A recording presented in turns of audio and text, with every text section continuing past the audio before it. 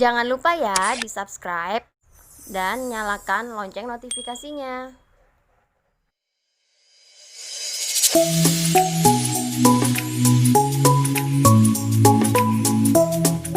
Jadi begini, ta'aruf itu harus kita pahami dari segi bahasanya berasal dari kata arafa. Nah, arafa di sini adalah mengenal. Fungsinya memang ta'aruf itu adalah untuk mengenal satu dengan yang lainnya, dengan catatan tidak keluar dari koridor syariat, tidak menjerumus kepada perbuatan zina. Itu diperbolehkan di dalam Islam selagi masih menjaga batas-batasan tertentu. Entah itu artis, seorang public figure maupun yang bukan public figure, memang harus diharapkan untuk pemuda-pemudi Indonesia ya khususnya, agar kita bisa mencari pasangan itu yang terbaik. Karena harapan kita berumah tangga itu hanya ingin sekali.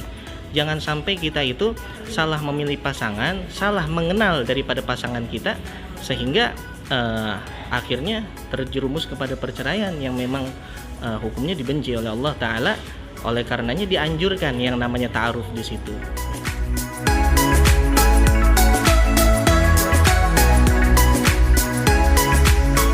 Jadi ta'aruf itu mengenal daripada segi sikap, karakter masing-masing pasangan, agar dia itu lebih meyakinkan hatinya, supaya memang yakin bahwa pasangan yang sedang dia kenal itu cocok untuk menjadi pasangannya seumur hidup. Ya kan? Kan ada banyak sekarang ini yang dia embel-embel ta'aruf tapi nyatanya pacaran. Berdua keluar ya kan, pakai jilbab iya, calon suaminya pakai peci iya, tapi berdua jalan, nggak ada mahramnya. Sehingga dikatakan oleh Nabi kita Muhammad SAW, la yakhluwanna rajulun bimra'atin illa wa ma'ahadu mahramin. Tidak diperbolehkan berkhalwat berduaan laki dengan perempuan kecuali bersamanya ada mahramnya. Lebih dari itu Nabi SAW katakan, wala tusafiril mar'atu illa ma'adhi mahram. Dan tidak boleh berpergian seorang perempuan itu kecuali ditemani oleh mahramnya. Mungkin Ustadz Hendro ingin menambahkan bagaimana? Berbicara tentang ta'aruf, pada hakikatnya adalah silaturahim. Pertemuan antara dua insan manusia yang semula tidak kenal menjadi kenal. Setelah menjadi kenal, diperdalam lagi, diperkental lagi dengan hubungan silaturahim, menjadi dua hubungan keluarga besar yang tadinya tidak kenal menjadi kenal, dan terbentuklah hubungan silaturahim yang lebih besar dan luas lagi dalam bentuk pernikahan. Nah, sah-sah saja jika ada seorang artis dengan para artis mengadakan ta'aruf, karena mereka setiap hari bertemu di sebuah lokasi yang sama, guru dengan guru. Kan pertemuan di sekolah juga itu, dokter dengan dokter. Jadi sah-sah saja. Kan ada pepatah Jerman mengatakan, witing tresno jalanan soko kulino. Setiap kali bertemu tumbuhlah rasa cinta. Ustadz dan ustazah. Sah-sah saja ustadz dengan ustazah, karena pertemuan di majelis atau di masjid. Ya, artinya kalau memang ini lawan jenis pertemuan dua insan manusia, timbullah niat yang baik dalam bentuk ta'aruf, sehingga muncullah ide-ide yang terbaik, yaitu silaturahim, dan diperkuat dengan hubungan pernikahan. Maka ini adalah sebuah ibadah. Yang salah jeruk makan jeruk, laki dengan laki, perempuan dengan perempuan, atau manusia dengan hewan, ta'arufnya itu salah. Laki-laki dengan sapi ta'aruf pernikah, itu udah kacau. Wanita dengan kebo ta'aruf, itu salah lagi sampai kumpul kebo. Nah, ini yang tidak diperbolehkan dalam agama.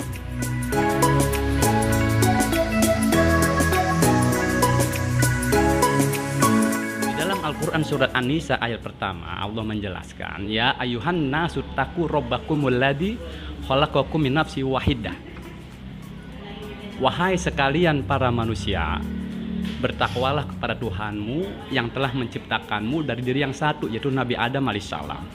Wa khalaqa minha zawjaha, dan dari dirinya itu Allah ciptakan istrinya, yaitu ibunda Siti Hawa. Wa batsa minhuma rijalan katsira wa nisaa, dan Allah mengembangbiakan dari keduanya menjadi laki-laki dan wanita yang banyak. Wattaqullaha allazi tasya'aluna bihi wal arham. Nah, disinilah ada kalimat kedua, perintah bertakwa kembali. Bertakwalah kepada Allah untuk meminta satu dengan yang lain. Wal arham, dan jalinlah hubungan silaturahim. Jadi artinya tata cara aturannya dalam hubungan ta'aruf diawali dengan itikat yang baik, dan itu menjadi nilai ibadah sebagai benteng takwa.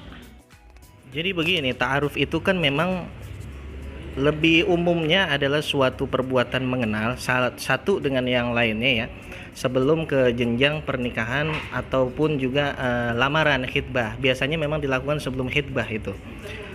Nah, permasalahan ta'aruf di sini saling mengenal itu memang belum untuk sampai ke dalamnya. Artinya untuk secara fisiknya memang yang mengecek itu adalah mahramnya.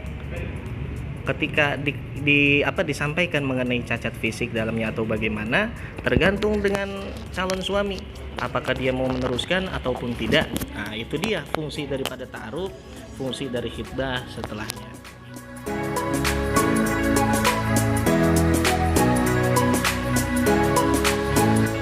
Begini ya, kalau kita mencari parameter patokan untuk mencari seorang istri itu, Nabi katakan tunkahul mar'atu li arba'in, nikahi wanita itu karena 4 sebab. Apa 4 sebab tersebut? Yang pertama lima liha, yang kedua lijamaliha, yang ketiga lihasabiha, dan yang keempat adalah lidiniha. Fasbar bidzatid din taribat yadak. Jadi nikahi wanita karena 4 sebab. Yang pertama adalah karena hartanya, yang kedua karena kecantikannya, yang ketiga karena nasabnya atau keturunannya, baru yang keempat adalah karena agamanya. Ini sebenarnya bukannya urutan, bukan, tapi umumnya seorang laki-laki mencari hal tersebut. Jikalau tidak ditemukan mengenai hartanya, nasabnya, cantiknya, baru kata Nabi, fadfar bidzatid din taribat yadak, dahulukan yang agamanya, insya Allah kau jadi orang yang beruntung. Nah, oleh karenanya kalau perempuan mencari calon suami, satu aja udah, nggak perlu ada 4 itu. Apa satu itu? Laki-laki yang soleh, laki-laki yang baik.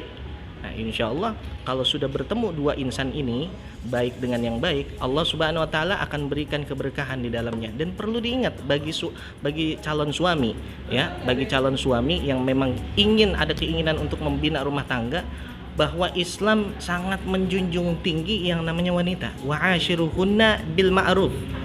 Kita disuruh berbuat baik kepada wanita. Salah satunya wanita yang bagaimana, pertanyaan kita? Ad-dunya mata khairu mata'id dunya al-mar'atus salihah. Dunia itu perhiasan, kata Nabi. Sebaik-baik perhiasan, Rasulullah katakan, adalah ada di dalam wanita yang salihah. Makanya kalau cari wanita biar cantik, yang penting soleh, daripada jelek berantakan ya Ustaz ya. Iya betul. Itu dia pertanyaan tadi, agar kita nggak beli kucing di dalam karung, kucingnya nggak bisa nafas. Kalau Betawi bilang cari wanita yang dandindun, dandanannya cakep, dinnya bagus, agamanya, dunianya juga oke. Seperti itu. Jadi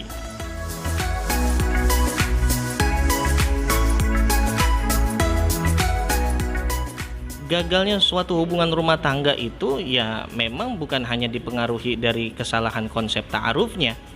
Dikatakan gagal memang di dalam rumah tangga tersebut harus introspeksi pasangan yang satu dengan yang lainnya, ada kesalahan di mana nih? Karena orang yang berumah tangga sudah pasti diuji oleh Allah Subhanahu Wa Taala. Bahkan manusia yang terbaik seperti Rasulullah SAW pun diuji rumah tangganya ketika Rasulullah itu mendapat fitnah dari orang munafik berkaitan dengan ibunda Siti Aisyah radhiyallahu taala anha, sehingga turunlah daripada haditsul ifki. Artinya saya mau mengatakan di sini, Rasulullah yang manusia terbaik pun diberikan ujian di dalam rumah tangganya. Bagaimana kita yang orang biasa tidak luput dari dosa juga pun akan mengalami yang namanya ujian di dalam rumah tangga, tergantung bagaimana niat kita berumah tangga. Apakah karena Allah Subhanahu Wa Taala ataukah hanya hawa nafsu aja? Ada kuncinya supaya rumah tangga harmonis, sering berpelukan. Karena Teletubbies nggak pernah marahan, pelukan terus, berpelukan. Nah, harmonis. Harmonis dato. Sehingga muncul dengan istilah sakinah, mawaddah, warahmah. Itu dia. Jangan lupa ya di subscribe dan nyalakan lonceng notifikasinya.